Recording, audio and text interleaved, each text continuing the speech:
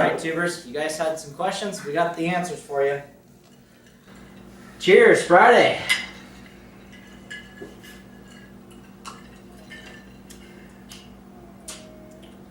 It's pretty smooth. Pretty smooth.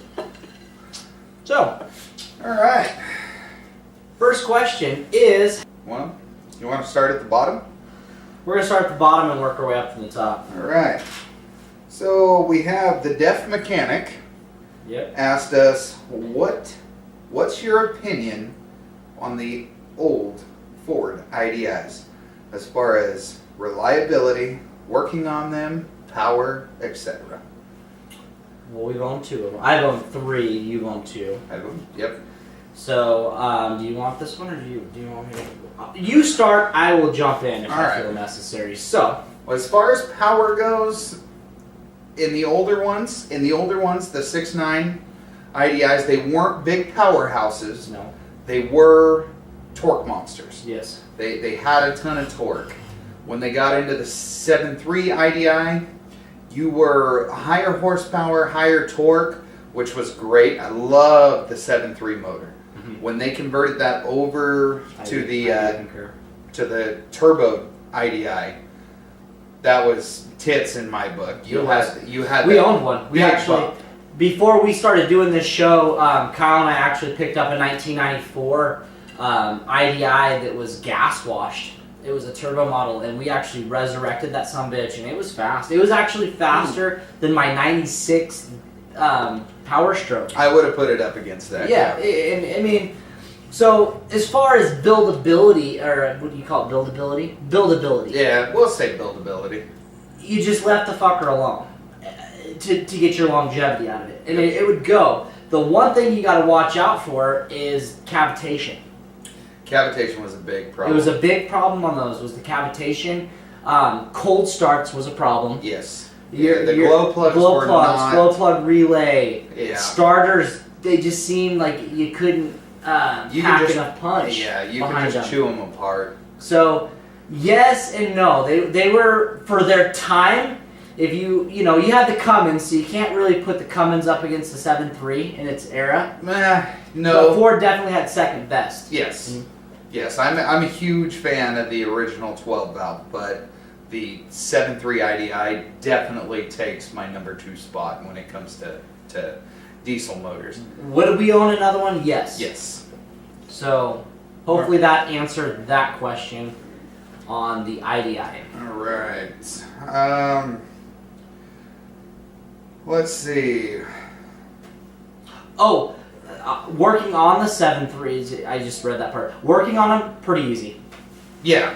Oil cooler sucks, but Yes. workability-wise, they're pretty easy to work on because the glow plugs externally on those, injectors externally on those. So yes, workability-wise, very easy to work on. All right. So you want to go to the next question? Yep. Scott Levine. I think that's how you say it, is Levine. Scott Levine, he asked, any plans to get another 92 to 96 Ford pickup? Well, Scott, the plan was to actually get a Bronco in that era for the lift kit we already had in tires. But since we have a 78 Bronco now, my plans are not to get another area nose OBS.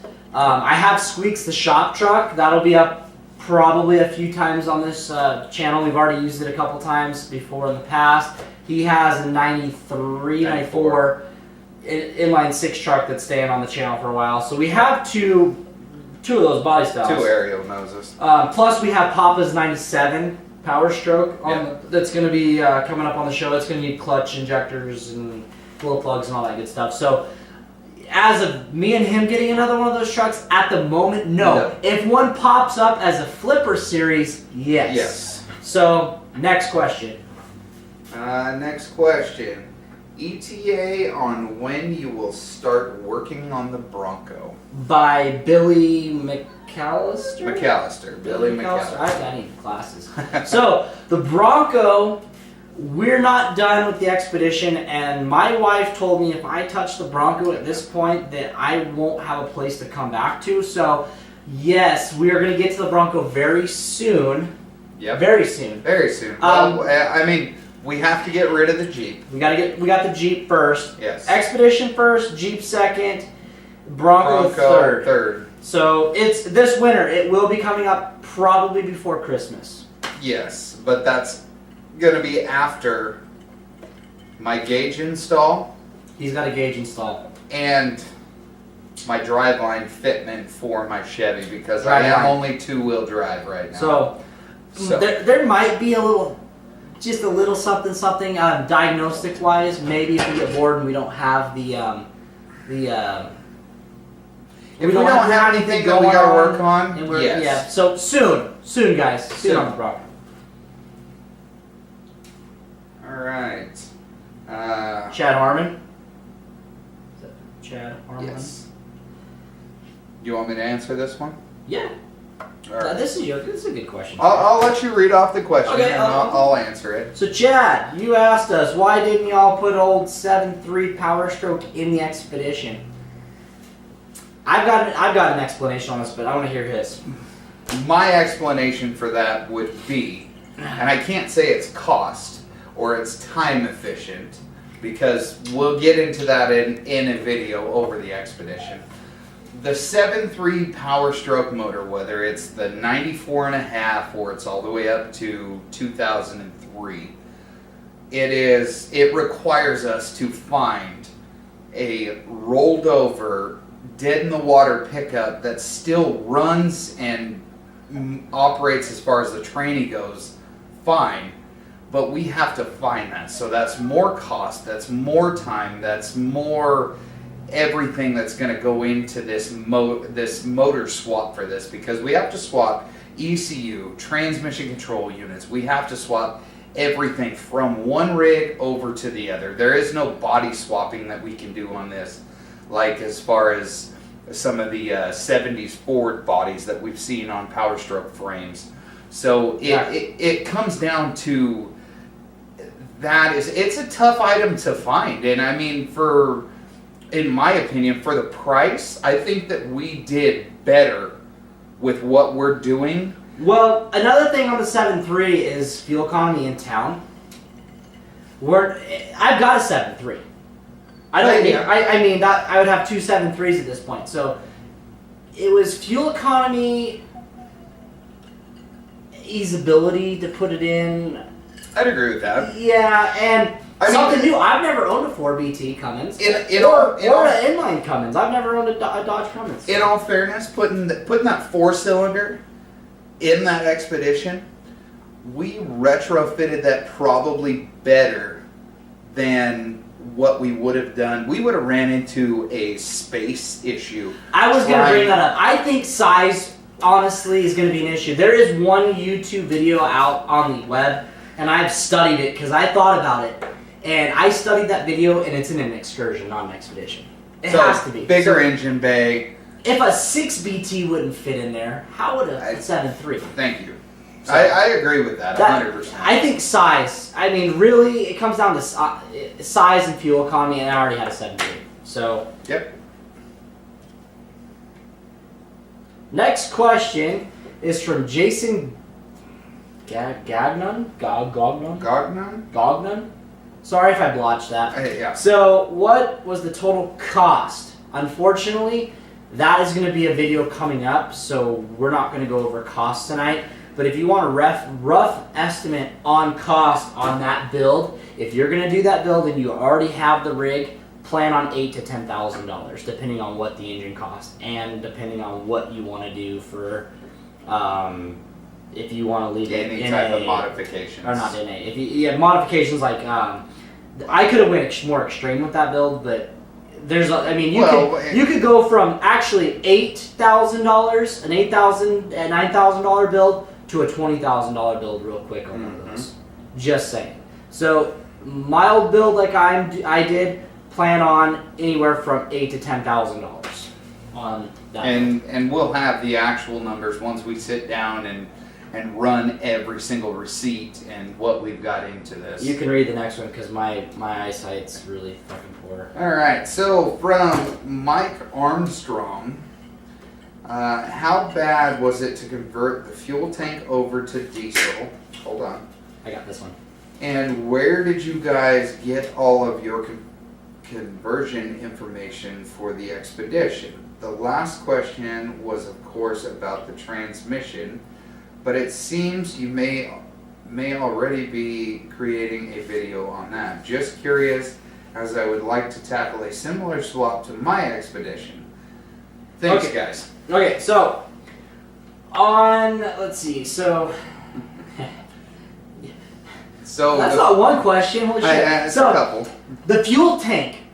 If you're when you start your conversion on that, that's a simple. I did it by myself in a day.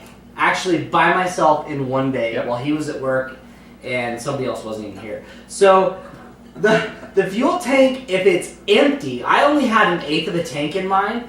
It came down. Even though in the video that I made on that, I was grumpy about it. It was because it's so long. It's a 32-gallon tank. It's a big fucker to wrestle. So my recommendation is to have a buddy there. And honestly, if you had a buddy there and you guys were just going to town on it, you could probably have that fuel tank deleted and back up in the rig in probably 3 hours if it didn't have fuel in it. Yeah. If you had about an eighth of a tank, But easy, super easy. You get the tank down, the straps come down. You get the tank down, all the plumbing kind of comes down with it. If I remember right, the wiring harness, just disconnect it. You spin the top off, pull the fuel pump, put a pipe in there. I have it sucks because there is a video on this. It's just not on our channel, but there is a video out there. Go see it.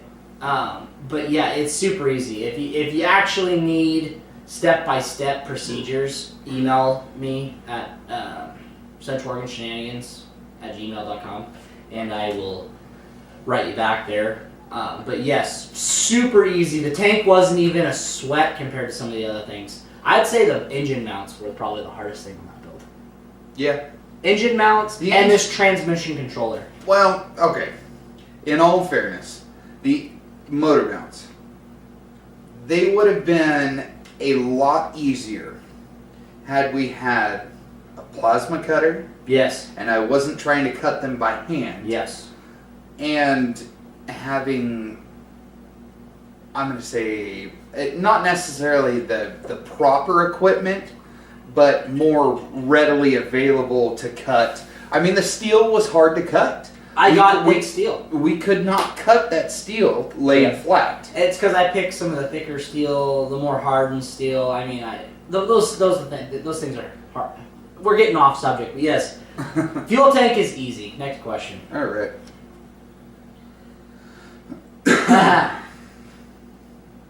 Read it up. So, Robert Salmon.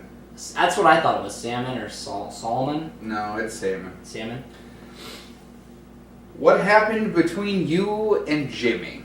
Well, guys, what happened between Jimmy and us was basically we wanted our own channel. It comes down to things weren't getting edited properly. I'll agree with that. And our demands for film getting edited and us pre-watching things before them going up.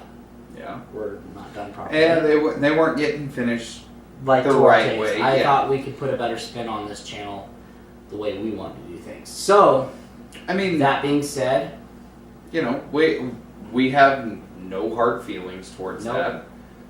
The other thing, I mean, time for him to come down here, try to shoot things, and then go back home and try to edit it. I mean, if we were doing this down here like we are, it would have started to snowball a little faster than what it did. Instead of we film this one day and then 3 or 4 weeks later these videos come out. So I mean, a lot of it came down to time.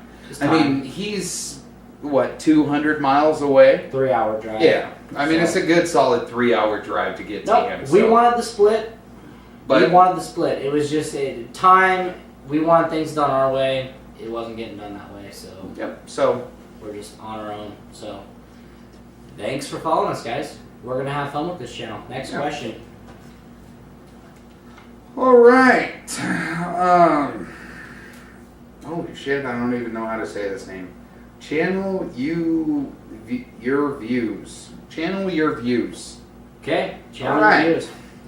Oh, questions. Couple of them. When you had to get another injection pump, did you ever consider a P pump?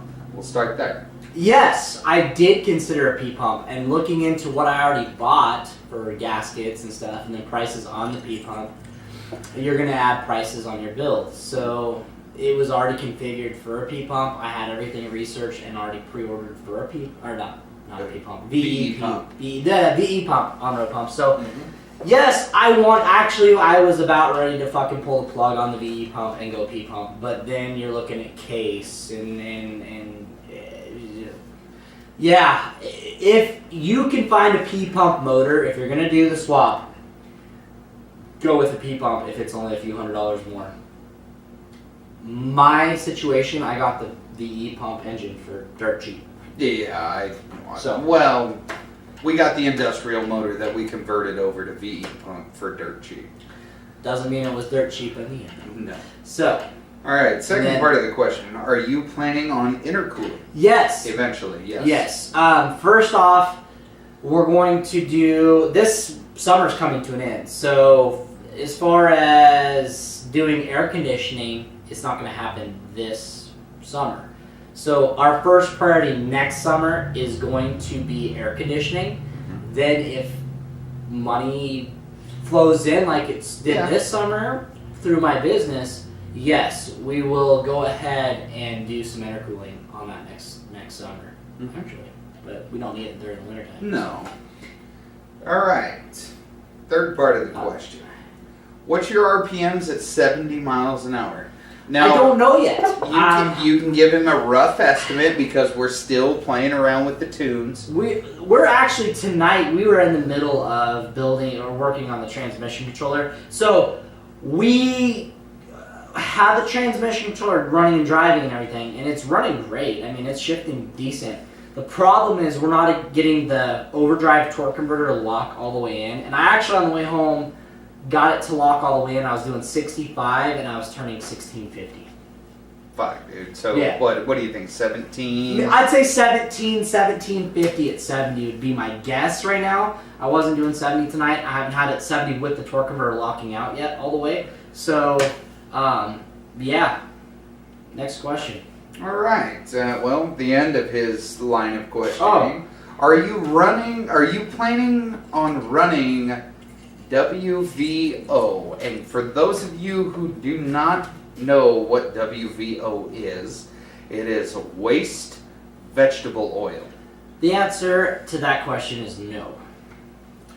I think it'd be a pain in the ass to deal with. I mean, if it was accessible for me and I mean, honestly, if we were in a restaurant or something like that, it would be tempting to do that. But the process... There are so many people that do it around here. Well, the process to set that up, I mean, because it the wintertime, like we're coming into right now, you have got to have heated fuel lines. Because that stuff will gel. So no, not going to do the vegetable oil. Now you can read the next one. Kyle, this is for Kyle. This is his question right here. So from K-Ford, come and swap for Kyle's Chevy or another project. Love the channel, by the way. Thank you. We are not in the talks for come and swapping my Chevy. I don't think I'd go to diesel with that. Not because I don't like diesels, but the 396 that I have in it right now, I do eventually, and that'll be something that comes up on the channel because I will find the truck that I want to put that in. I want to build a early to mid 60s two-wheel drive Chevy street truck with a 396 powerhouse. And I have a 454 sitting out back behind the barn that I would like to build in the next couple of years. I would like to build it out to a 468, see if I can get somewhere close to 550 to 600 horse out of it. So A diesel swap to that Chevy? No, that is definitely not. That is definitely not on the agenda for right now. But you said he said another project. The Bronco. We do have a 12-valve Cummins out back behind the barn. Yes, we do. For the Bronco. So, is it going to happen as fast as the Expedition? No. No. But is there going to be another diesel swap on the channel? Yes. That 78's getting a diesel swap, paint, body, the whole thing. It's getting fully restored on this channel. But the problem is it's going to be over the next few years, guys, on that swap. Can we paint it to match the boat? Yes. We're thinking about matching the Pajanga, so it'll be like red and white on the boat slash. Oh, so. That's going to be pretty. Anyway, guys, stay tuned for that project. And the last and final question. Kyle, take this. All right. Read it, take it, love it. So, I'm going to enjoy. This comes from another channel that we have a camaraderie going on, and I could call it our sister channel.